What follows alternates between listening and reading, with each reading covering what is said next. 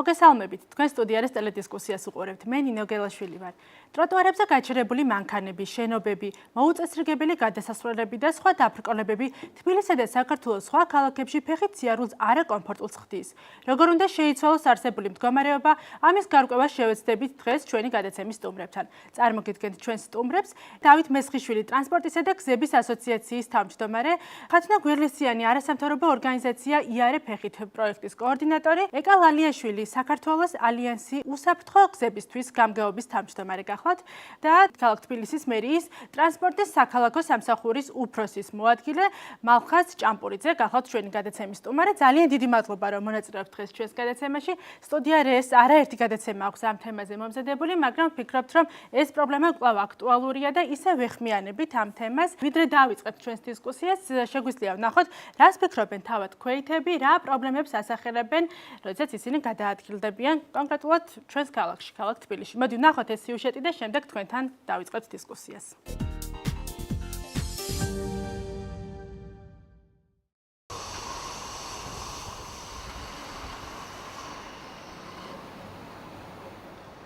ეს ბერბუკის ქუჩაა.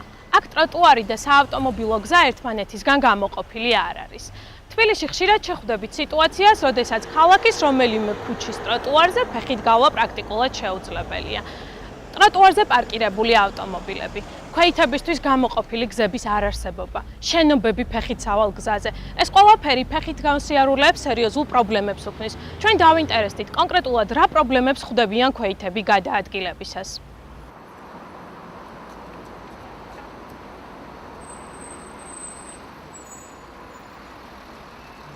რა პრობლემებს აწყდებიან ქვეითები გადაადგილებისას? ძალიან ბევრი პრობლემა მარტო ქვეითმა სადაც უნდა გადაიეროს, უბრალოდ ვერ შეძლოს გადასვლას იმის გამო, რომ ავტომობილები აყენია. აი ერთ-ერთი მაგალითი არის ელიავაზე მუშაობ, ანუ მიწევს რომ ის მონაკვეთი გავიარო, სადაც უბრალოდ მიწევს რომ ტრასაზე გადავიდე და შეიძლება ავტომობილმაც კი დამეჯახოს და ჩემი სოცხლე არის საფრთხის ქვეშ მაგის გამო. ამ წუთში აუხვიე რამდენიმე მანქანას ისა რა ქვია.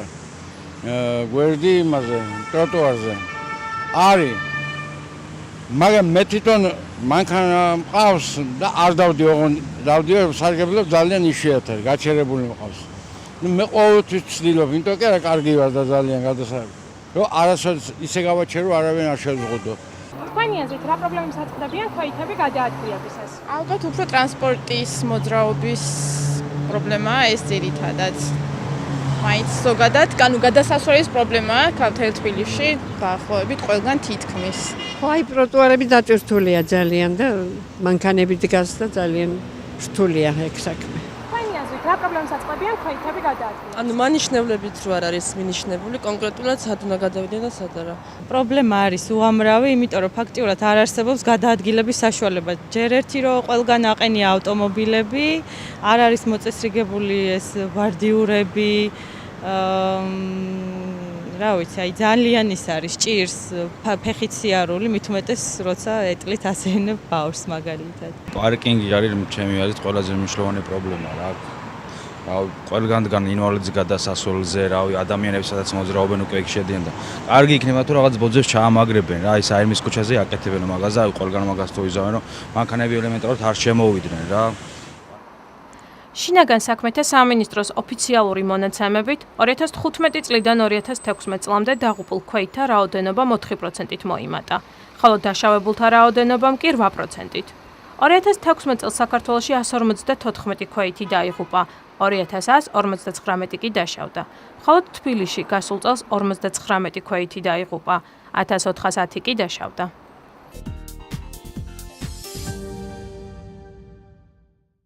ქალბატონო ეკა, კომპლექსური პრობლემაა, ჩვენ შევეცდებით, რომ გადაცემის განმავლობაში შევეხოთ მაქსიმალურად ბევრ თემას. ძირითად პრობლემად ასახელებენ მანქანებს, პარკინგის პრობლემას. განსაკუთრებით კონფლიქტში მოდიან მძღოლები და ფეხით მოსიარულეები, შეიძლება ითქვას. რატომ ხდება ასე? დღეს არის ბრძოლა გზაზე, მძღოლი იბრძვის თავისი ადგილის მოსაპოვებლად, ქვეითის ადგილის ხარჯზე. და პრაქტიკულად ქვეითები, რომლებიც არიან მაღალი რისკის ჯგუფის წარმომადგენლები, ისინი არიან უმცირესო, შეიძლება უფრო მეტი ქვეითი ყავს ბუნებრივია ვიდრე მძღოლი, მაგრამ და ის მძღოლიც კი გარკვეულწილად არის ქვეითი რაღაც მომენტში, მაგრამ რატომღაც ჭარბობს რკინის და მანქანის არსებობა ჩვენს ქალაქში. ამ შემთხვევაში თბილისზე მაქვს აქცენტი, იმიტომ რომ რეალურად ძალიან დიდი რაოდენობის ავტომობილებია, თუ იზრდება ქვეყანაში ავტომობილების რაოდენობა, ასევე პროპორციულად იზრდება დედაქალაქში და ვიცით რომ მოსახლეობის მხრივაც ყველაზე მეტი დატვირთვა დედაქალაქზე მოდის. ქვეითების დაღუპულობის და დაშავებულობის თვალსაზრისით აქაც ყველაზე მაღალი მაჩვენებელი გვაქვს. აქ არის საუბარი ყველა თქვენს გამოკითხულ რესპონდენტს პრაქტიკულად იგივე შენიშვნა აქვს. ეს არის ქვეითთა გადასასვლელები, ეს არის ტროტუარები.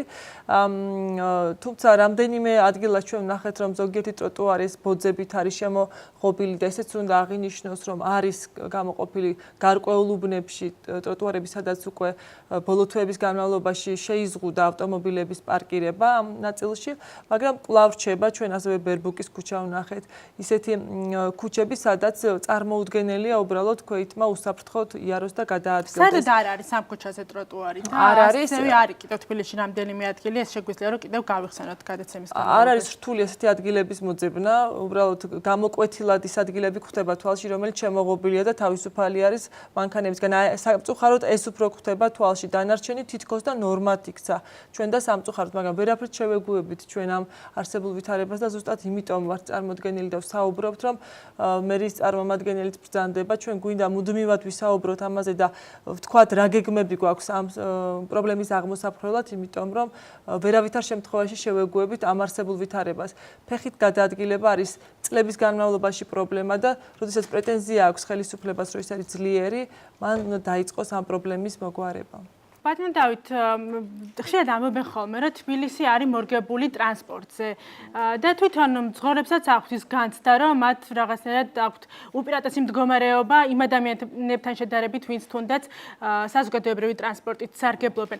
აუცილებელია თუ არა, რომ რომელიმე მიმართულება ჰქონდეს ქალაქს აღებული იყოს ის ან ავტომობილის მძღოლებისთვის ან ქვეითად მოსიარულეებისთვის. შესაძლებელია თანაცხოვრება ასე ვთქვათ? ძალიან კარგი კითხვა, გამარჯობა პირველ რიგში. საკითხი არის მართლაც კომპლექსური და ის მოიცავს შემდეგ მიმართულებებს. ეს არის ქვეითის პრობლემა, უკავშირდება ჩვენ რეალობაში უკვე პარკირების პრობლემას, უკავშირდება საგზაო ინფრასტრუქტურას, ანუ პირობითად ვთქვათ, რომ ქვეითის ინფრასტრუქტურას, შემდგომ უკავშირდება ადმინისტრირებას დამღოვე პირების მიმართ და ბოლოს და სინამდვილეში კი პირველი არის განათლების პრობლემა, რომლის წინაშე ჩვენ ვდგავართ მწვავე დგას ეს პრობლემა სინამდვილეში. იმიტომ რომ არავინ არ იცის დღეს სამწუხაროდ, მიუხედავად იმისა, რომ მე ვარ მძღოლების უფლებების დამცველი ორგანიზაცია, არ ნიშნავს, რომ მძღოლების უფლებების დაცვით უნდა დაირღვეს ქვეითის უფლება. დღეს სამწუხაროდ არავინ არ იცის, რომ საგზაო მოძრაობის მონაწილე ისეთივე სრულფასოვანი არის ქვეითი, როგორც მძღოლი. ანუ საგზაო მოძრაობაში მონაწილეობთ ყველა. ეტლით მოსარგებლე, ქვეითი,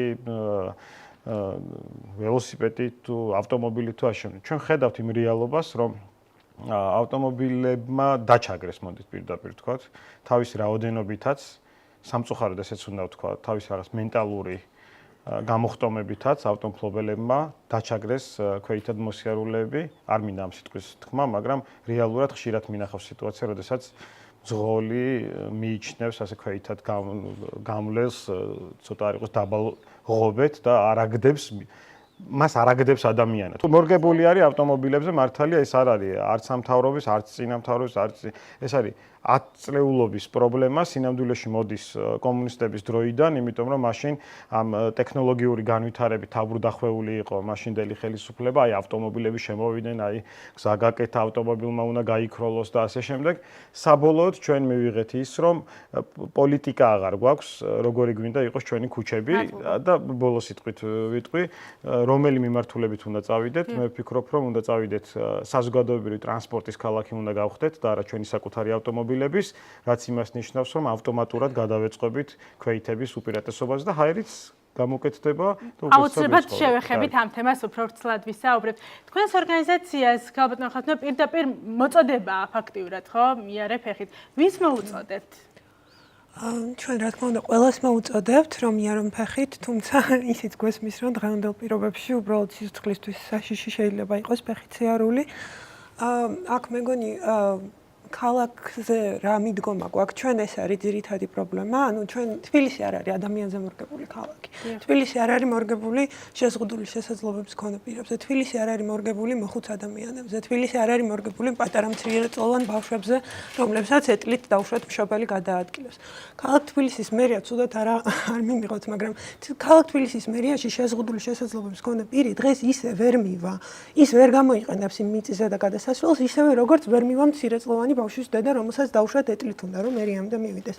ანუ თვითონ თბილისის მერიის შენობაც არ არის ბოლომდე ხელმისაწვდომი დღეს. და რაზე უნდა იყოს საერთოდ ზოგადად ლაპარაკი? ან ჩვენ დღეს ადამიანებს ვეუბნებით, რომ ყველაზე მნიშვნელოვანია დღეს მანქანა A-დან B პუნქტამდე მივიდეს, რაც შეიძლება სწრაფად, ხდება მოძრაობების გაცალმხრივება, რაც ასე ვთქვათ, რას იწვევს? იწვევს, რომ ქუჩის ცალი მხარე კვდება, იქ ადამიანები აღარ მოძრაობენ. იქ არსებული მაღაზიები აბსოლუტურად კარგავენ თავის ეკონომიკურ სარგებელს, იმიტომ რომ ადამიანი თუ იქ ვერ მივა ფეხით, მაშინ იქ ვაჭრობა აღარ იქნება, ხო, შესაბამისად. ბატონო მალხაზ, მოვისმენთ ახლა მოსახლეობის მოსაზრებაც, არასამთავრობო სექტორის მოსაზრებაც. თქვენ იზიარებთ, რომ თბილისი არის ავტომობილებზე მორგებული ქალაქი და რა ხედვა გაქვთ ამასთან დაკავშირებით? მოგესალმებით. ზოგადად სამწუხაროდ არ არის დღეს დაწყებული, გუშინ დაწყებული პრობლემა წლების განმავლობაში.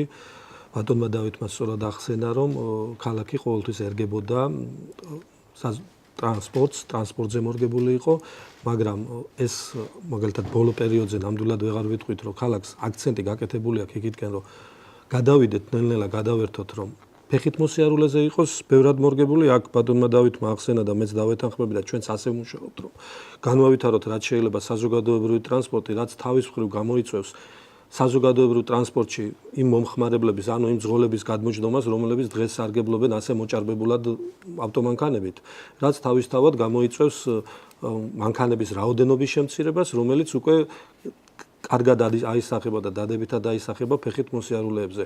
აქ ახლა სხვადასხვა რიგი ღონისძიებები ტარდება მერიის მიერ, ზოგი აიღნიშნა კიდეც, იგივე ვთქვათ, პარკირების თემასთან დაკავშირებით მინდა აღვნიშნო, რომ დაახლოებით 1000 ერთეულამდე ადგილი ტროტუარებზე გაუქმებულია.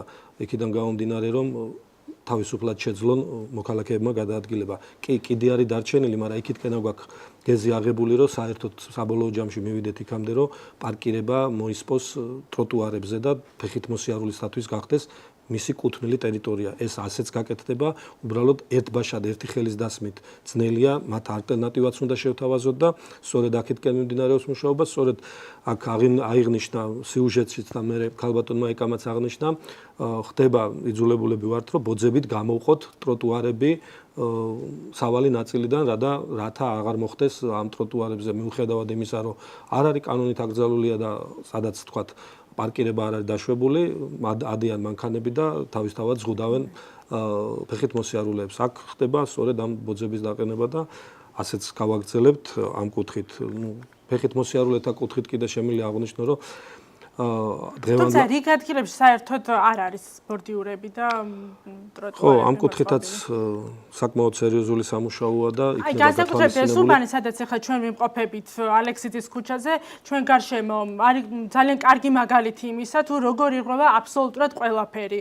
აქ არ არის მოწყობილი ტროტუარი, უბრალოდ ადამიანები და მანქანები ერთსა და იმავე ადგილზე გადაადგილდებიან, აღარაფერს ამბობთ იმაზე, რომ აქ საერთოდ არ არის გამწვანება და ასე შემდეგ, ანუ საერთოდ არ არის. გეთანხმებით ეს გამოიწვია სპორტის სასახლის უკანა ტერიტორიის არაგეგმა ზომიერმა განვითარებამ, ასე ვთქვათ, ნებისმიერ ადგილას მიეცა ნებართა კორპუსების აშენების და კორპუსები რო აშენდა, ეს არ არის გამონაკლისის შემთხვევა, შეიძლება ითქვას, რომ ქალაქში გვაქვს ასეთი ტენდენცია, ვხედავთ, რომ შენდება ახალი კორპუსები, რომელსაც არ აქვს საპარკინგი ადგილი და თვითონ მშენებლობის პროცესიც კი ხშირ შემთხვევაში აფერხებს გადაადგილებას. თქვენ ხედავთ ამ ტენდენციას? დიახ, აქ თქვენს მეზობლად კოსტავას ქუჩაზე არის მრავალსართულიანი შენობა სააკაძის მოედანზე, სწორედ შენდება, რომელსაც არ აქვს პარკირების ადგილი.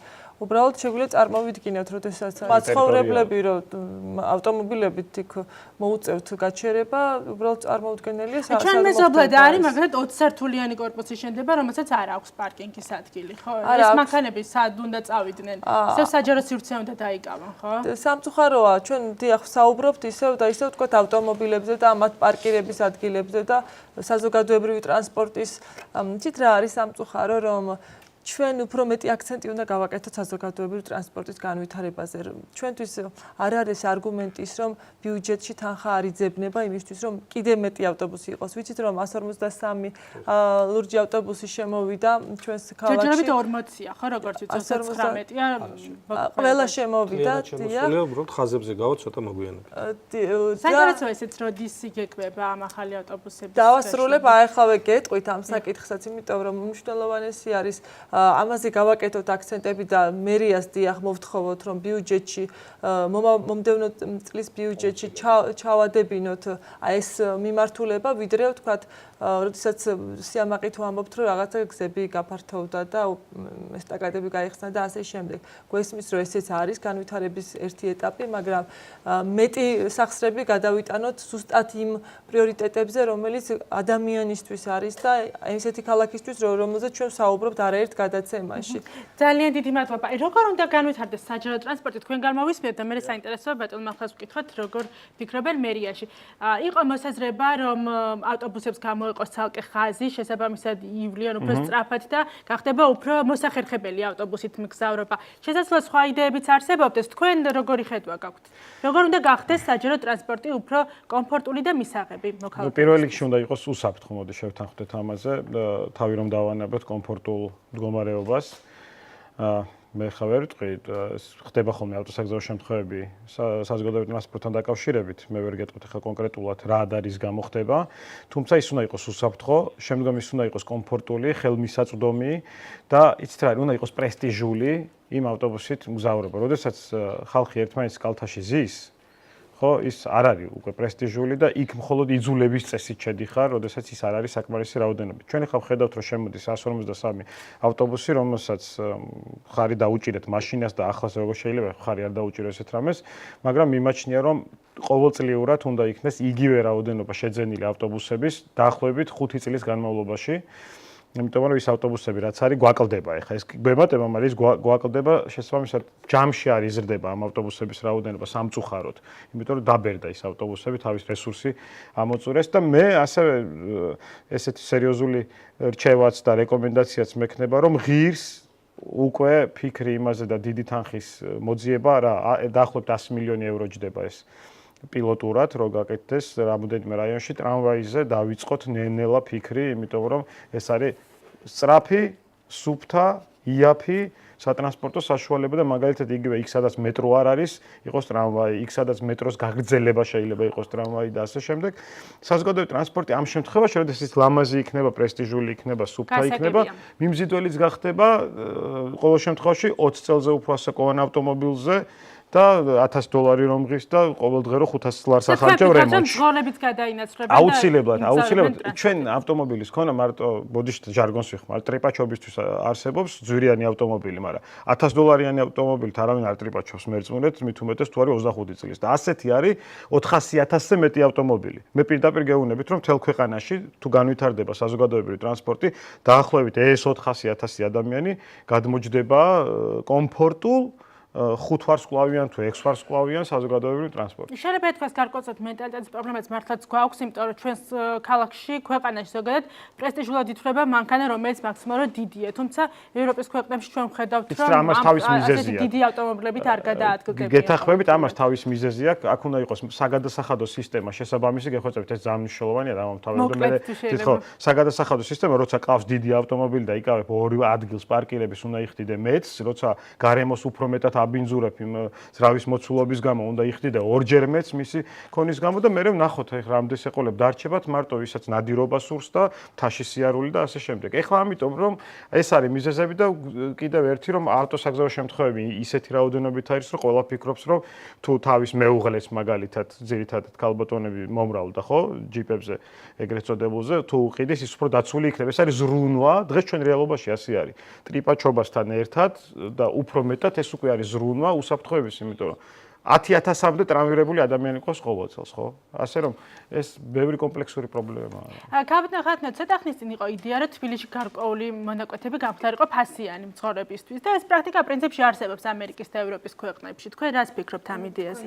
ზოგადად, რაც უფრო ნაკლებ კომფორტულ მდგომარეობაში ჩავაყენებთ ჩვენ დღეს ავტომობილებს, ეს იქნება მით უკეთესი. და რაც უფრო მეტად კომფორტულ სიტუაციას შევთავაზებთ, სხვა ალტერნატიული იქნება ეს საზოგადოებრივი ტრანსპორტი, იქნება ეს ველოსიპედის ბილიკები თუ სხვა. ყველაფერ ამას მივესალმები. მაგრამ ერთის მხრივ თან ერთ რაღაცას ავამატებდი, ანუ მერიაზე, როდესაც ვსაუბრობ, ესე არ მინდა რომ აღიქვას ვიღაცამ რომ მარტო აკრიტიკებ. როდესაც მერია რაღაცა პოზიტივური ინიციატივას იწყებს, ჩემი ორგანიზაცია ყოველთვის პირველია, ვინც გამოდის და მიესალმება და მხარს უჭერს მას. მაგრამ ასევე თუ ჩვენ ვსაუბრობთ, რომ ჩვენ გვინდა რომ უმრავლესობა მოქალაქეების დღეს გადმოჯდეს კერძო ავტომობილიდან საზოგადოებრივ ტრანსპორტზე და თუ ჩვენ მძღოლების ცნობიერების ამაღლებაზე ვსაუბრობთ, ხო? მოდი მაშინ ასევე ვიტყვი, რომ თვითონ მერიის წარმომადგენლები უნდა იყვნენ სამაგალითოები ამ მხრივ. უნდა დადიოდნენ საზოგადოებრივი ტრანსპორტით. ისინი პირველები უნდა სარგებლობდნენ ამითი და არ უნდა იყოს პრეცედენტი ის შემთხვევა, ჩვენ Facebook გვერდზე ძალიან ხშირად ჩვეულებრივი მოქალაქეები გვიგზავნიან ფოტოებს, როდესაც მერიის ავტომანქანები დგანან ტროტუარებზე და არღვევენ იგივე იმ წესებს, რომლის დაცვასაც არა მხოლოდ მერიის, უბრალოდ ამ შემთხვევაში არა მხოლოდ შინაგან საქმეთა სამინისტროს წარმომადგენლები, 1000 ავტომობილები, მერიის და სხვადასხვა უწყებების ავტომობილები ზუსტად ყველაზე მეტად რატომღაც თავს გრძნობენ პრივილეგირებულად და არღვევენ წესებს. დღეში რამდენიმე მოსულა ესეთი ფოტო, როდესაც გადაუღრებენ და გამგუგზავნიან აი შინაგან საქმეთა სამინისტრო. ისინი, რომელიც თვითქოს და ჩვენ აქეთ მაგალითს უნდა გვაძლევდნენ და ჩვენ ცნობიერების ამაღლებაზე ზრუნავდნენ. ბატონო მალხაზ, რამდენიმე იდეა მოვისმინეთ, და როგორ გახდეს საჯარო ტრანსპორტი პოპულარული, თქვენ როგორ ხედავთ? კი ბატონო, მოგახსენებთ, მოკლედ აქ რაც ითქვა პრინციპში, თითქმის ყველაფერს ვეთანხმებით, ჩვენ მჭიდრო ურთიერთობა გვაქვს ერთმანეთთან და ვსაუბრობთ ერთმანეთში, მაგრამ ეხლა მე პატარათი მოგიყვებით ამ მიმართულებით კონკრეტულად რა გაკეთებულია და რა იგეგმება კიდე გასაკეთებლად.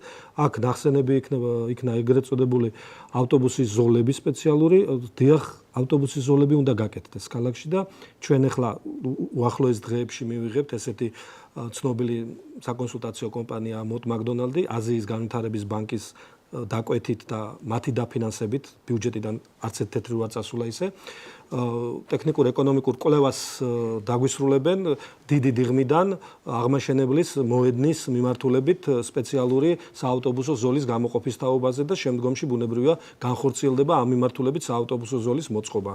ასევე თან რო გითხრათ დაახლოებით რა ვადაში წარმოგიდგენიათ აი ამ პროექტების განხორციელება? ძალიან utopიურად რო არ არა, ძალიან utopიურად არა. საავტობუსო ზოლებთან მიმართებაში ახლა მეორე შემოთავაზება არის მელიქიშვილზე გაკეთდეს ზოლი საწინააღმდეგო მიმართულებით ავტობუსის და ეს ალბათ წლის ბოლოსკენ ალბათ დავიწყებ და მომავალი წლისთვის ეს ავტობუსის ზოლები ამ ორ მიმართულებაზე გვექნება. ასევე მინდა მოგახსენოთ, რომ საზოგადოებრივი ტრანსპორტი მიმზიდველი, მოდი ვთქვათ, პირდაპირ ცოდვა გამხელილი ჯობს, რომ დღეს არსებული სამარშრუტო სქემა იმ მოთხოვნებს, რაც მოსახლეობიდან არის, სამწუხაროდ ვერ შეესაბამება. აქაც კვლევა დაიწყება უკვე უახლოეს დღეებში კონტრაქტი გაფორმდება, გამარჯვებული კომპანია არის სისტრას აქვეყნო ცნობილი, რომელიც მოსახლეობის გამოკითხვით დაკვირვებით კამერებს დააყენებს ავტობუსებში და დაგვიდებს სამარშრუტო სქემას ისეც, რომელიც მთლიანად მორგებული იქნება მოსახლეობის მოთხოვნაზე. ეს კიდევ ერთი გადადგმული ნაბიჯი იქნება იქითკენ, რომ საუკეთესო სამარშრუტო სქემა ერთ-ერთი წინაპირობაა იმისა, რომ გზავრები მოიზიდო. რაც აქ ითქვა, სწორია, მე ვეთანხმები აქ წარმოთქმულ წინადადებას, რომ ყოველწლიურად უნდა მოხდეს ავტობუსების განახლება, შემომატება, სხვანაირად ვერ გავალთ იმ რაოდენობაზე. დღეს ახლა 525 ავტობუსი გადის ყოველდღიურად ხაზზე. დაახლოებით 600-მდე ავა ეს უკვე სექტემბერში, როცა ეს 153 მთლიანად დაიტვირთება, მაგრამ ქალაქს ალბათ მინიმუმ 800-900 ყოველდღიურად გასული მანქანა დასჭირდება, იმიტომ ამას კვლევა დადებს, მაგრამ ჩვენ დაახლოებით გათვლები კი გვაქვს და დაახლოებით ამ რაოდენობის ავტობუსი ჭირდება, რომ სწორედ აღნიშნა ბატონმა დავითმა, რომ არ უნდა იყოს ასე ვთქვათ გადატვირთული ეს ავტობუსებიც, რომ ადამიანი იძულებული არ იყოს უბრალოდ ადიოდეს, არამედ სიამოვნებით ადიოდეს. სწორედ აქეთკენ გვინდა კი არა მიდის მუშაობა ინტენსიური, კი ბიუჯეტს თუ არა აქვს, სწორედ EBRD-ის დახმარებით და მისი კრედიტით მოხდა ამ ავტობუსების შემოყვანა. ეხლაც მიმდინარეობს სხვადასხვა დონორ ორგანიზაციებთან აქტიური მუშაობა ამ კუთხით და ეხლა ამ დონორ ორგანიზაციებთან როგორი გრძელი პროცედურებია, მეგობრების დაგვეთანხმებიან და ასე უცბად სამწუხაროდ ვერ კეთდება, მაგრამ ყოველ შემთხვევისათვის გეზი ქალაქს აქვს აღებული იქითკენ, რომ მაქსიმალურად განვითარდეს საზოგადოებრივი ტრანსპორტი. რაც შეეხება ტრამვაის. ტრამვაის თემასთან დაკავშირებითაც ეგრეთ წოდებული feasibility მოკლეულია უკვე და ეს სისტრასაა განხორციელებული, არის 14 კილომეტრიანი მონაკვეთი, რომელიც წინასწარი გათვლებით დაახლოებით 140 მილიონი ევრო ჯდება თავისი ინფრასტრუქტურით და თავისი ვაგონებით, მაგრამ ეს ალბათ უფრო 2-3 წლის მერენდელი თემაა, ცოტა თანხებთან არის დაკავშირებული. პირველ რიგში დღეს არსებული საავტობუსო პარკის განახლება უნდა მოხდეს, იმიტომ რომ თუ კიდე არ განვაახლეთ მომავალ წელს, როგორც აქ ითქვა, ეს ავტობუსები, რომლებიც ყავს ყვითლები, უკვე დაახლოებით 10 წლის ავტობუსებია და 10 წლის ავტობუსები ქალაქში ნელ-ნელა უნდა ჩანაცვლდეს ახალი ავტობუსები. მაგრამ განიხილავთ ტრამვაის იდეას. რა თქმა უნდა, კი, აუცილებლად სხვანაირად არ შეიძლება იყოს. აქვე მინდა აღვნიშნო. რამე კონკრეტული მონახაზი გააქვთ, თქვათ რა, ადგილზე წარმოგიდგენიათ. კი, კონკრეტული, მე გითხარით, feasibility არის გაკეთებული ეგრეთ წოდებული უკაცრავად სლენგისთვის. ეს არის ან ტექნიკურ-ეკონომიკური დასაბუთება არის გაკეთებული უნივერსიტეტის მაღლევი კორპუსიდან იმის ვაკის გავლით, რუსთაველის გავლით, შემდეგ ორთაჭალაში. შეიძლება მე რაღაც პატარა ცვლილება შეიძლება განხორციელდეს, მაგრამ ზოგადად ეს მონახაზი არის. აქვე მინდა აღვნიშნო, რომ საბაგიროს მიმართულებითაც არის გარკვეული, ასე ვთქვათ, კვლევები გაკეთებული. ეხლა უკვე იმ კვირაში ველოდებით ჩეხეთიდან, აქაც ჩეხეთის მთავრობის დაფინანსებით ხდება კომპანია არის, რომელიც გააკეთებს სამგორი ვაზისუბნის საბაგირო გზის ტექნიკურ-ეკონომიკურ დასაბუთებას. უკვე კონკრეტულს რომ შემდგომში უკვე პროექტი გაკეთდეს და სამუშაოები განხორციელდეს ამ მიმართულებით, რომ ადრე კომუნისტების დროს საკმაოდ დატვირთული საზოგადოებრივი დანიშნულების იყო. ეს არ იყო, თქვათ, დღეს რომელიც გვაქვს რიყენა-რიყალა ტურისტული დანიშნულების, ის იყო ხალხის გადასაყვანი სამსახურიდან სახლში და პირიქით. და ამ მიმართულებითაც მიმდინარეობს მუშაობა, ასე რომ რაც აქ თქვით, მუშაობა ყველა მიმართულებით მიმდინარეობს, უბრალოდ ცუდი ის არის, რომ აი სწრაფად ძალიან ძნელია ყველაფრის კეთება. ცუდი ის არის, რომ ერთბაშად გამზადებული დიდი რაოდენობის ფული არ აქვს, რომ ერთიანად, ასე ვთქვათ, მოხდეს მთლიანი პარკის ჩანაცვლება. მადლობა, კიდევ დაუბრუნდებით თქვენ სამუშაოებს. გაბატონეკა, ხშირ შემთხვევაში პრობლემა არის არა ინფრასტრუქტურაში, არამედ მოსახლეობის ცნობიერებაში. რომ აუცილებელია, რომ მივიდეთ სასურველ ადგილამდე ტრანსპორტით. ხშირად გვინახავს, რომ რაღაც მაღაზიამდე ზუსტად თან კიბესთან არის მანქანა გაჩერებული. აი ეს პრობლემა შეიძლება არანაკლებ რთული იყოს, ვიდრე ინფრასტრუქტურული პრობლემები. თქვენ როგორ წარმოგიდგენიათ, როგორც არასამთავრობო სექტორის წარმომადგენელს ამ პრობლემასთან ბრძოლა? ფაქტია, რომ პრობლემა არის, მაშინ როდესაც ჩვენ გვაძლევს ყველანაირი კანონია, ეს აღსრულების სისუსტეა, ინფრასტრუქტურის მოუწყობელი ინფრასტრუქტურა საშუალება იმისა, რომ მივიდეთ კარამდე და ამას არავინ გვიშლის, ბუნებრივია, ნებისმიერი კანონი მორჩილი ადამიანიც კი, ისიც ადამიანია და ანეჩქარება, ან რაღაც ეზარება, ან და ასე შემდეგ. ყოველთვის არის მიზეზი იმისთვის, რომ ავტომობილი გააჩეროს, რაც შეიძლება ახლოს.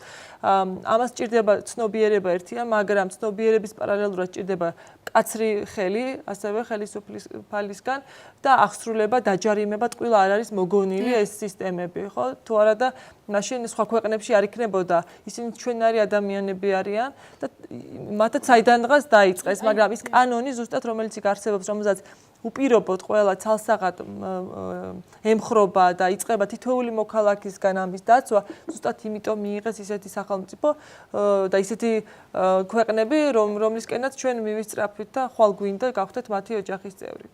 დიდი მადლობა. ბატონო დავით, ხშირად კანონმდებლობა და სამართალდამცავები არიან გულგრილები არასწორი პარკირების დროს მძღოლების მიმართ. აი სულ რამდენიმე დღის წინ გავიგეთ, რომ ჯარიმის რაოდენობა არ გაიზრდება. თუმცა არასამთავრობო სექტორი მოითხოვდა, რომ რჩება იგივე, დიახ, 10 ლარი იქნება, ხო, ისევ როგორც ახლა არის. და ხშირ შემთხვევაში საერთოდაც არ ჯარიმდება არავინ არასწორი პარკინგის გამო და ამას ხედავენ სამართალდამცავები, მაგრამ რეაგირება არ აქვს. ხო, ნუ პირველ რიგში მინდა ვთქვა, რომ აქ ითქვა, რომ ძღოლს რაც უფრო დისკომფორტი ექნება და უშუალოდ უკეთესია, ძღოლს თუ აქვს დისკომფორტი, მე ვწმიდობ, რომ ეს ქვეითის კომფორტზე არ აისახება პირიქით. ქვეითის დისკომფორტსაც იწვევს. ჩვენ ამ შემთხვევაში, ანუ ბრძოლა კი არ უნდა გამოუცხადოთ, ბრძოლებს უბრალოდ ბრძოლები უნდა მოვხიბლოთ, რომ გახდნენ ქვეითები და საზოგადოებრივი ტრანსპორტით მოსარგებლეები. თუ ძღოლს უქმდი დისკომფორტს, იქცევა ისე, როგორც ახლა იქცევა ადის ტროტუარზე, დისკომფორტი რითი აქვს, არ აქვს საპარკინგი ადგილი, ხო? საბართან დამცავს რა мотиваცია აქვს, რომ არ აჯარიმებს ასეთ დროს მანქანას? ეს არის ძალიან სერიოზული პრობლემა და გეტყვით რატომ. ამ თემაში შემოიჭრა პოლიტიკა ძალიან დიდი წილით და ეს გახდა პარლამენტარების გარჩევის საკითხი, ეს გახდა მთავრობისა და ოპოზიციის გარჩევის, ეს City Park-ის თემა იყო კიდე და ძალიან დიდი პოლიტიკის და საბოლოოდ ამ დაპირისპირებით დაზარალდნენ მძღოლები და რატომ? მე არ მომწონს ეს ხელშეკრულება, რაც თავის დროზე არის გაფორმებული, მაგრამ არც ის მომეწონა, რომ სრულიად გაუთვლელად, ასე ვთქვათ, მოხდა დაპირისპირება City Park-სა და ამ კონკრეტულ შემთხვევაში მერიას შორის, იმიტომ რომ ამას შედეგადად ჩვენ არაფერი არ მოგვცა, ვინც ვართ, ვისაც გსურს პარკირების ადგილი. მთავარი პრობლემა რა არის, რომ City Park-ს და ჯარიმებზეც ეგ არის ზუსტად პრობლემა. City Park-ი არ არის დაინტერესებული, რომ იყოს ბევრი საპარკინგი ადგილი, იმიტომ რომ ჩვენ ყველანი ამ 50 ლარს მაინც ვიხდით, ადგილები იქნება თუ არ იქნება, რაც არის წლიური გადასახადი და თუ ადგილები გაიზრდება, ამ შემთხვევაში ჯარიმა მოაკლდება City Park-ს და ნაკლები შემოსავალი ექნება. ანუ მთელი ეს სისტემა არის მახინჯური. თავიდან ბოლომდე და არ ემსახურება დაუშვათ კომფორტის შექმნას არც მძღოლისთვის, არც ქვეითისთვის და არავისთვის, იმიტომ რომ თუ საპარკინგი ადგილი არ არის, მძღოლი არის დისკომფორტში, რაც ითქვა წეღან და ადის ტროტუარზე მაგიტომ, ხო? არა, მე ვთქვი გადაცემის პირველ ნაწილში, რომ ცუდად იქცევიან მეთქი პირდაპირ, ხო? ეს არც ამას არც უარყოფ, ხო? არის რიგი შემთხვევები, როდესაც ასეა სიტუაცია. დაჯარიმებაზე ნახეთ ჩვენ რა გვინდა. როგორც კი დაჯარიმება დაიწყო და ევაკუაცია ავტომობილების, იმავე წუთში კანონპროექტი შევარდა პარლამენტში, ჩაიწერა, რომ ავტომობილების გატაცება აღარ მოხდება, მე მახსოვს ეს ხმაურიანი განცხადება, ევაკუაციას დაერქვა ავტომობილების გატაცება. რატო არის გატაცება ავტომობილის გადაყვანა, როდესაც დგას ავტობუსის გაჩერებაზე ან შეზღუდული შესაძლებლობის მქონე პირის პანდუსზე. დღეს აი მაგალითად ტროტუარზე მდგომი ავტომობილის გადაყვანა ევაკუაციით არ ხდება თუ იქ რაიმე საგანგებო სიტუაცია არ მოხდა. პრაქტიკულად აკრძალულია. ესე იგი, ერთ შემთხვევაში არ გვინდა რომ დაგვაჯარიმონ, მეორე შემთხვევაში გვინდა რომ დაგვაჯარიმონ და უნდა გადავწყვიტოთ რა გვინდა. ალბათ ნახეთ უნდა და ამიტომაც ეს არის რომ საპატრიო პოლიციას პრაქტიკულად არ აინტერესებს ეს მიმართულება და City Park-ს კიდევ აქვს ის მდგომარეობა რომ დადის და ამ ქვითრებს არ იგებს, იმიტომ რომ ევაკუაციას ახდენს მხოლოდ ავტობუსის გაჩერებიდან ან თუ სადმე საცობი გასაგებია. ძალიან დიდი მადლობა. გაბნახათ ხშირად აქტიური მოქალაქეები რეკავენ საპატრიო პოლიციაში, როდესაც გზა არის მანქანის მიერ გადაკეტილი, მაგრამ ისინი ამბობენ რომ ამას ხშირად რეაგირება არ მოყვება ხოლმე. რას ნიშნავს ეს თქვენთვის? საკმაოდ რთული პროცედურაა გასავლელი. ეს მეტყველებს არა ეფექტურ მექანიზმზე აღსრულების ამჟამინდელ. და მე იმედი მაქვს, რომ ქულათა სისტემა ერთის მხრივ და უკონტაქტო პატრულირება რაღაც წილად აი ამას მოაგვარებს. იმიტომ რომ თუ შენ გინდა რომ ასე ვთქვათ რაღაცნაირად გაკვეთილი ასწავლო აი ამ სამართალდამხო მძღოლს ძალიან დიდი ხანი მოგიწევს იქ დგომა, ჯერ უნდა დაელოდო ან City Park-ს, ან უნდა დაელოდო საპატრულო პოლიციას, შემდეგ უნდა შეავსო რაღაცა ალბათ ოქმი და ასე შემდეგ და ასე შემდეგ. თვითონ ჩვენი ორგანიზაციის თანამშრომლები და ჩვენი მოხალისეები ხშირად მიმართავთ, მიუხედავად აი ამ ხანგრძლივი თავის ტკივილისა, რომელიც აი ამას მოყვება.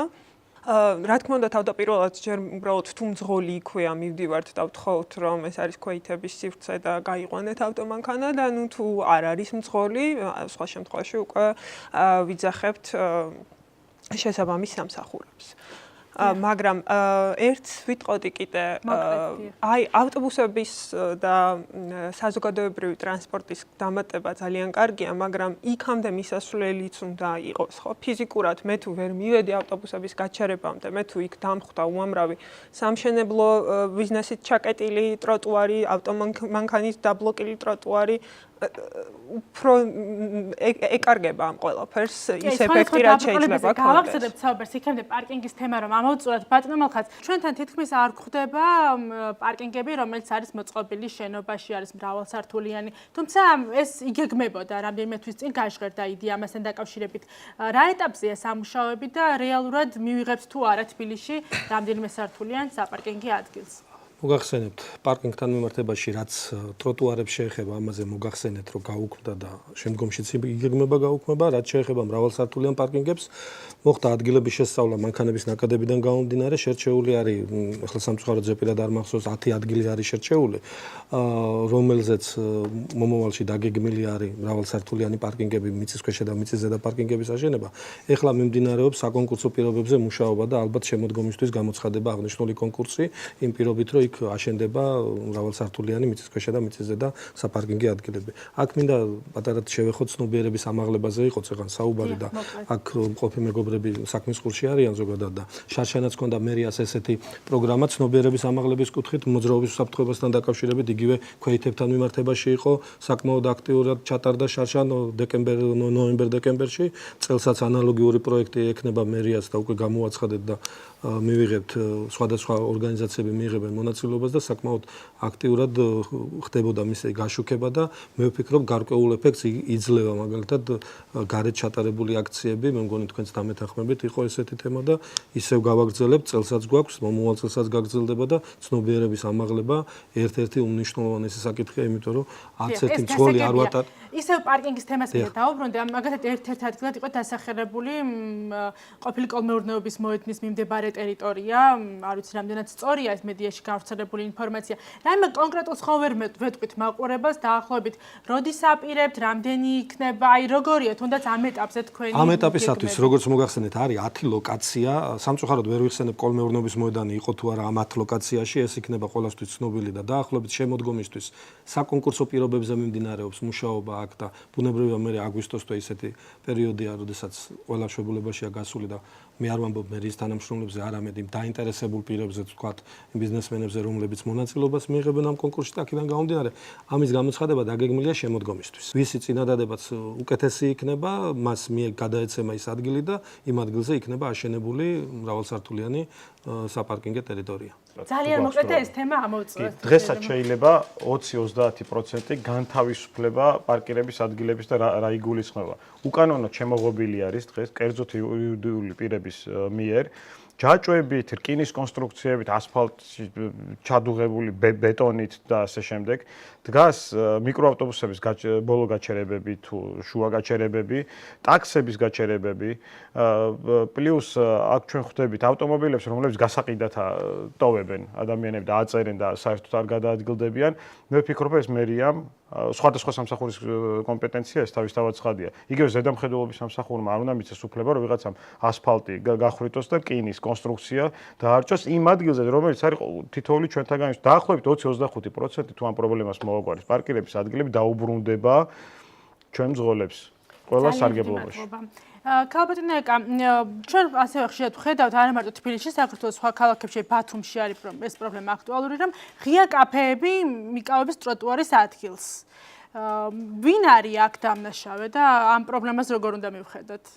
აქ არის ადგილობრივი მუნიციპალიტეტის პრეროგატივა ეს ნაწილი, თუმცა ამ შემთხვევაში მაინც შეიძლება ჯობდეს რაღაც მომენტში ტრანსპორტისგან იყოს არიდებული ეს ნაწილი, ვიდრე ვთქვათ, თუმცა ბუნებრივია ჩვენ თბილისშიც გვაქვს. ეს ბარიერია, ხო? მაგალითად არის ბარიერი, იგივე აი აქ ვაკეში, ვთქვათ, სმარტს აქვს გაკეთებული ისეთი ადგილები, სადაც პრაქტიკულად შემოღობილია ტროტუარი და თავისი საპარკინგი აქვს, ან ვთქვათ, მხოლოდ თავისი მომხმარებელი გრძნობს თავს უფრო დაცულად და ანუ მათთვის არის განკუთვნილი და სხვა ქვეითები თითქოს და ვეღარ სარგებლობენ უკვე ამ ტერიტორიებით. ანუ მართალია არის ვთქვათ რაღაც სავაჭრო დაწესებულებები, რომლებსაც აქვთ როგორც ვთქვათ თავისი კომერციული მიზნებისთვის ეს ტერიტორია გამოყენებული, ასევე ვთქვათ საპარკინგო ადგილის თუნდაც გაკეთებული.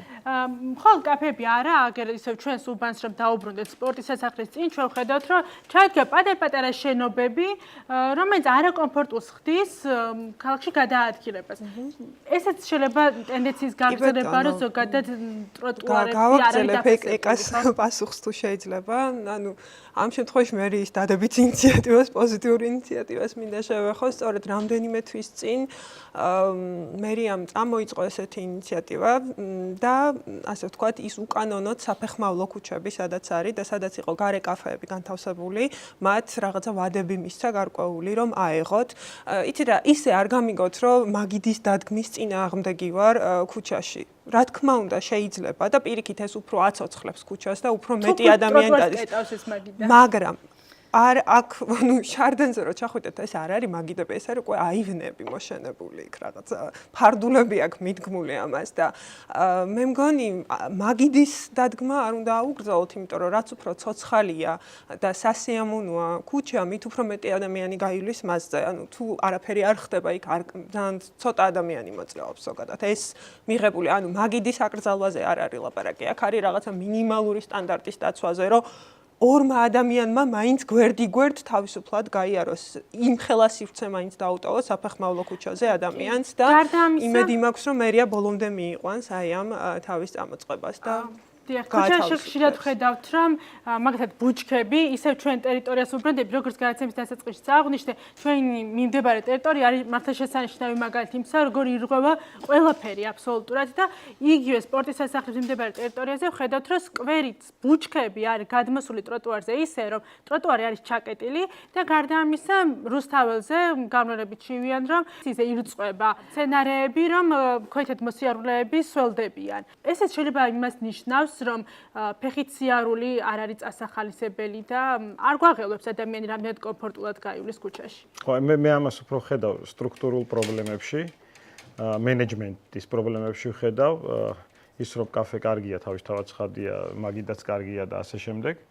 მაგრამ ტროტუარიდან გზაზე არ უნდა გადმოხვიდე ავტომობილების სავალ ნაწილზე, რომ ამაგიდას გვერდი აუარო. შეიძლება ის იყოს გადაკეტილი ქუჩა და იქ ავტომობილი არ მუზრაობს და ის იყოს მაგიდები, მაგრამ ახლა იგივე არის თამბაქოს ჯიხურები დგას ძალიან ბევრ ადგილზე, გეცოდინებათ, ან წინ ესე იგი რომ იყიდო ჯერ თამბაქო, უნდა გადმოხვიდე გზის სავალ ნაწილზე და ისე შეიძინო. აქ სტრუქტურული პრობლემა რას ნიშნავს? ტრანსპორტის სამსახური, მე როგორც სატრანსპორტო ორგანიზაციის ახლა წარმომადგენელი, ბუნებრივია ვიცავ ზოგადად ტრანსპორტის სტრუქტურასაც უნდა იყოს უფრო ძლიერი ორგანიზაცია და ეს არ ნიშნავს ავტომობილებს კი არ მოამრავლებს ტრანსპორტის ძლიერი ორგანიზაცია, აი მთელ ამ პრობლემებს დაარეგულირებს. ანუ აი ესეთი ნებართვები, რომელიც ხდება იჯარით გაცემა, სავაჭრო ობიექტებს და შემდეგ ყველა უნდა თანხმდებოდეს ტრანსპორტის საქალაქო სამსახურებთან რეგიონებში და საგზა უსაფრთხოების მთელი ეს კონცეფცია უნდა იყოს, რა შემთხვევაში გაიცეს და რა შემთხვევაში არა.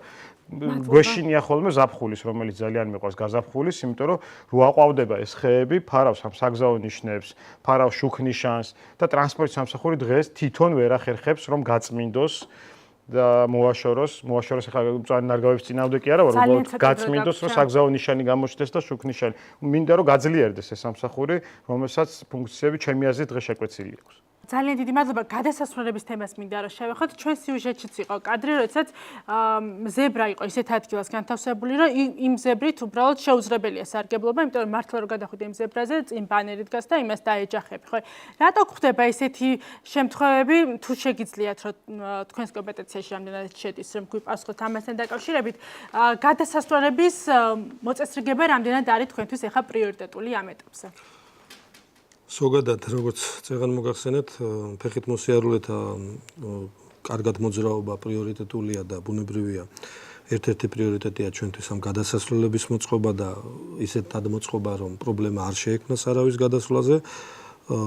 იყო ადრეს სიტყვაზე ბანერების განთავსება ისე, რომ ჩვენთან არ თანხმდებოდა, მაგრამ უკვე ყველა სამსახურთან მიღწეულია შეთანხმება და შევთანხმდით ტრანსპორტთან შეთანხმების გარეშე არანაირი ასეთი სავაჭრო ობიექტი აღარ განთავსდება და აღარც ბანერი თუ ჩვენთან არ იქნება გავლილი.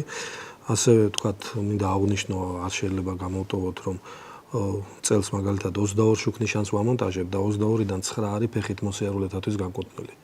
როცა მთელ თბილისში ჯერჯერობით მხოლოდ 27 გვაქვს და ანუ ის რომ აქცენტი გაკეთებული გვაქვს ფეხით მოსიარულეებზე, აქედანაც ჩანს რეალურად რა თანხებიც და რა რესურსიც გვაქვს, ისიც იხარჯება ბუნებრივია უფრო მეტად ფეხით მოსიარულეებისათვის და თქვა დაგეგმილი 22-დან რო 9 მხოლოდ ფეხით მოსიარულეთათვის არის, მე მგონი ნიშნავს იმას, რომ ტრანსპორტზე უფრო წინ ვაყენებთ ფეხით მოსიარულეს. და გადასასვლელები ხშირად არის არაკომფორტულ ადგილას დაყენებული, რომ მძღოლები ჩივიან. დაყენებული კი არა, უბრალოდ დახატული ზებრა გადასასვლელი, მაგალითად, მშრალი ხიდის მიმდებარე ტერიტორიაზე, სადაც საკმაოდ სწრაფია მოძრაობა. მძღოლები ამბობენ, რომ აქ გაჩერება თითქმის შეუძლებელია, არა და ზებრაა და უნდა გაატარონ. მოგახსენებთ, მან სიჩქარე რომ ნორმალური სიჩქარით მოძრაობდნენ მძღოლებით, შეჩერება პრობლემა არ არის.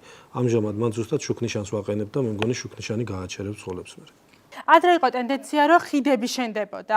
აი რა უპირატესობა აქვს, რომლის გაკეთება ჯობს? იცით და ჩვენ უნდა ვთქვათ, შეიძლება ხიდები ავაშენეთ და გავაკეთეთ, მაგრამ აი წლების განმავლობაში ჩვენ ხო დავინახეთ, რამდენად გამოდგა თუ არ გამოდგა ეს ხიდი, რამდენი ადამიანი სარგებლობს და რამდენი ამ ხიდის ქვეშ გადის.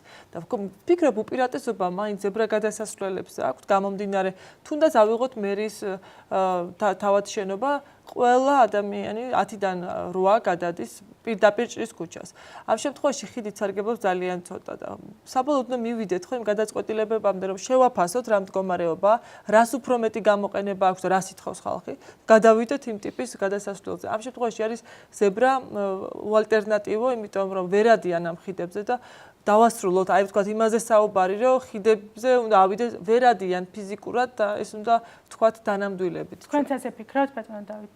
მე ვფიქრობ, რომ ადმინისტრირების პრობლემაა, დღემდე ვერ გამოიძებნა მექანიზმი, როგორ უნდა მოხდეს რეაგირება ქვეითად მოსიარულეებზე და უშუალოდ როცა ისინი არ ღვევენ და გადადის მიწისქვეშ გადასასვლელის თავზე მაგალითად და იგივე ზებრებთან დაკავშირებით ქვეითი პირველ რიგში აემას ვიტყვი და არც მიწის ხო არის იმიტომ რომ ეს არის უკვე ჩვენ ქვეითს განიხილავ როგორც მეორე ხარისხოვან მოქალაქეს არა უპირატეს მდგომარეობაში აყენენ რა ვწანებთ ევროპაში როდესაც კვეთა ევროპაში უამრავ ქვეყანაში არა მოდი დაასრულოს გაბატონო ხათუნა და შემდეგ უსაფრთხოება ეს მართლა არის ადამიანების მეორე ხარისხოვნად განხილვა ვინცაც არ აყავს ავტომობილი ეს ნიშნავს რომ ქვეითი არ არის პრიორიტეტი არ არის ეს მიწისქვეშა გადასასვლელები თუნდაც მთელი ვაჟა-ფშაველა რო აიღო. იმიტომ რომ ვერ ისარგებლებ ამითი ნორმალურად თუ შენ ყავს მცირეწლოვანი ბავშვი, ვერ ისარგებლებ. ეს სხვა პრობლემა არის თუ ცუდად არის მოწყობილი. ადამიანი პირველ რიგში სახელმწიფო მოწყვლადი ჯგუფებზე უნდა იზრუნოს პირველ რიგში და მოწყვლადი ჯგუფები არიან სწორედ რომ მოხუცებული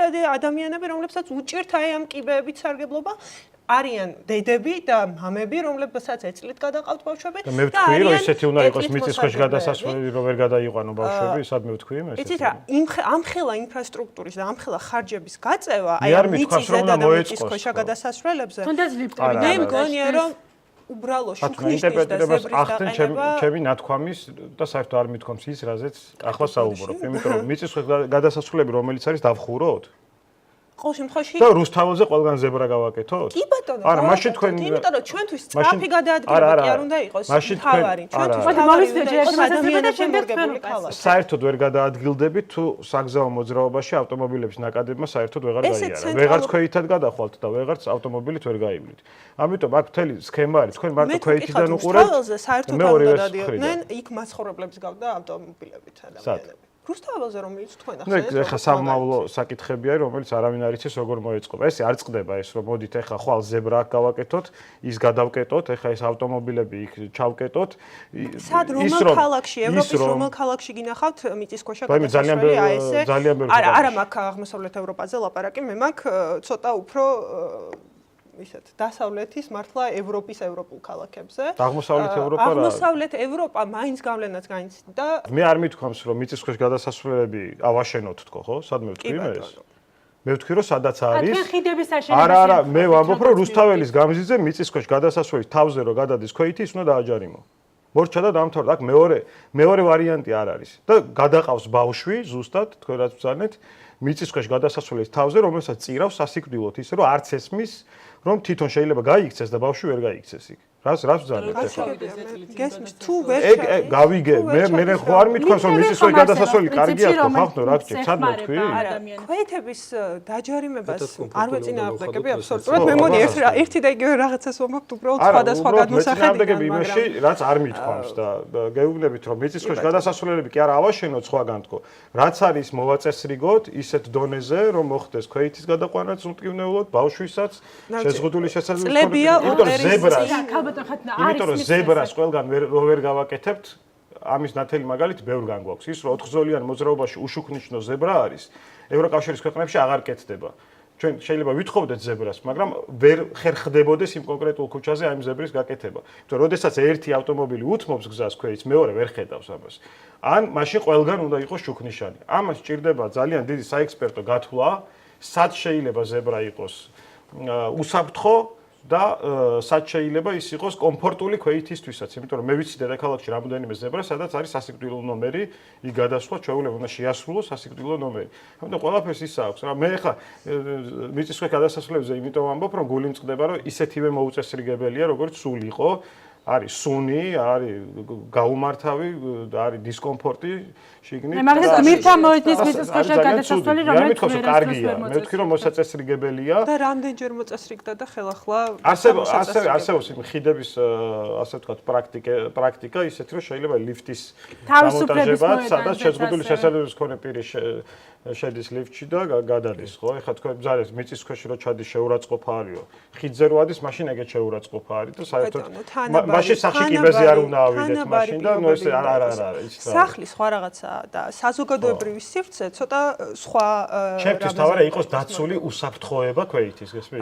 ოპერის მიწისქვეშასთან წლებია დამონტაჟებულია ეს, არ ვიცი, ლიფტი ქვია თუ მოკლედ მოწყობილობა და რომელიც მე იქ არ მინახავს.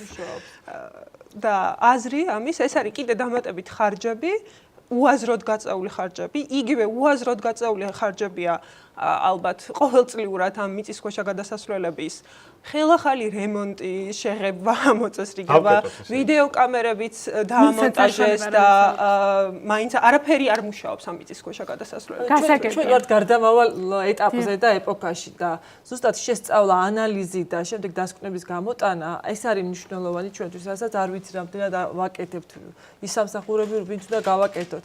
თუ ჩვენ რაღაც გავაკეთეთ, თუნდაც რეაბილიტაცია გავუკეთეთ, ჩვენ ვიცით ასევე რომ ლიფტების პროცესი იყო, შეზღუდული შესაძლებლობის მქონე პირებისთვის სპეციალური ჩასასვლელი იყო და არის რამდენიმე გადასასვლელთან კიდეც დამონტაჟებული, მაგრამ არ გამოიღო ამან შედეგი მიუხედავად იმისა, რომ ბიუჯეტი დაიხარჯა ამისთვის, ხო?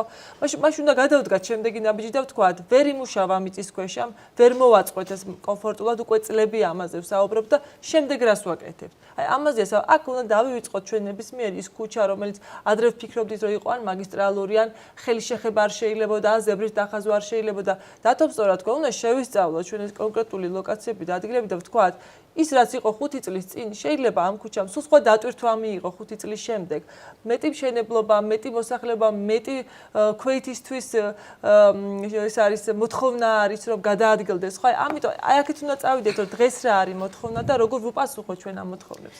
ძალიან დიდი მადლობა, მოკლედ. ორი სიტყვა გითხრათ, ამ შესწავლის შედეგად იყო გადაწყვეტილება მიღებული ელიავას ბაზრობის იქით ხოშარაულის ქუჩასთან დამატებით საფეხით მოსიარულეთათვის შუქნიშნის მონტაჟი, მარშალ გელოვანზეა მიღებული კიდე გადაწყვეტილება შუქნიშნის მონტაჟი, მშრალ ხიდთან და აი ესეთ ადგილებში სწორედ ამ დაკვირვებების და კვლევების შედეგად გადავწყვიტეთ, რომ მარტო ზებრა არ შველეს და საჭიროა ესენი და ამიტომ ვამატებთ ესეთ ადგილებში ასეთ შუქნიშნებს. და მომავალ წელსაც ანალოგიური გაგრძელდება. ძალიან დიდი მადლობა, ძალიან ბევრი კითხვა დაგვრჩა და ბევრი საკითხი, რომლის გავარც ახლა ვერ მოვასწარით და იმედი მაქვს, რომ კიდევ იქნებით ჩვენი გადაცემის სტუმრები. ვიდრე დავამთავრებთ გადაცემას, მინდა რომ მაყურებლებს შევახსენოთ, სად შეიძლება რომ დაარეკონ, როგორ გამოხატონ თავისი აქტიურობა, როდესაც ხვდებიან სხვადასხვა დაბრკოლებას ქუჩაში გადაადგილების დროს, ვინ არის ამაზე პასუხისმგებელი, ვის უნდა დაუკავშირდნენ?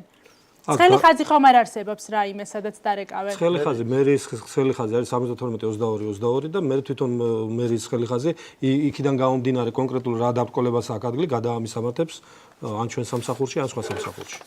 ძალიან დიდი მადლობა, რომ მონაწილეობდით დღეს ჩვენს გადაცემაში. სტუდიაში კიდევ მიუბრუნდება ამ თემებს. იქამდე ძალიან გთხოვთ, რომ გამოგვეხმაუროთ, გაგვიზიაროთ თქვენი მოსაზრებები, რას ფიქრობთ ამ საკითხებთან დაკავშირებით. მადლობა, რომ იყავით ჩვენი სტუმრები. მე მომავალ შეხვედრამდე გემშვიდობებით ნახვამდის.